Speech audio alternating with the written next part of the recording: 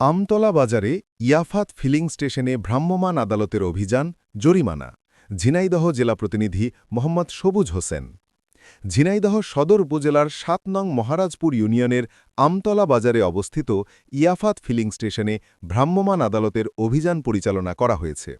অভিযানে নির্বাহী ম্যাজিস্ট্রেটের নেতৃত্বে আইন শৃঙ্খলা বাহিনী ও সংশ্লিষ্ট দপ্তরের কর্মকর্তারা অংশ নেন।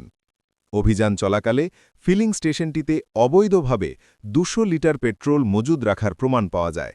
এ অপরাধে ভোক্তা অধিকার ও সংশ্লিষ্ট আইনের আওতায় প্রতিষ্ঠানটিকে ১০,০০০ টাকা জরিমানা করা হয়। এ সময় বাংলাদেশ স্ট্যান্ডার্ডস অ্যান্ড টেস্টিং ইনস্টিটিউশনের কর্মকর্তারাও উপস্থিত ছিলেন এবং ফিলিং স্টেশনটির কার্যক্রম পরিদর্শন করেন। নির্বাহী ম্যাজিস্ট্রেট জানান, দেশে কোনো ধরনের তেলের সংকট নেই। সরকার নির্ধারিত মূল্যে তেল বিক্রি নিশ্চিত করতে নিয়মিত অভিযান পরিচালনা করা হচ্ছে।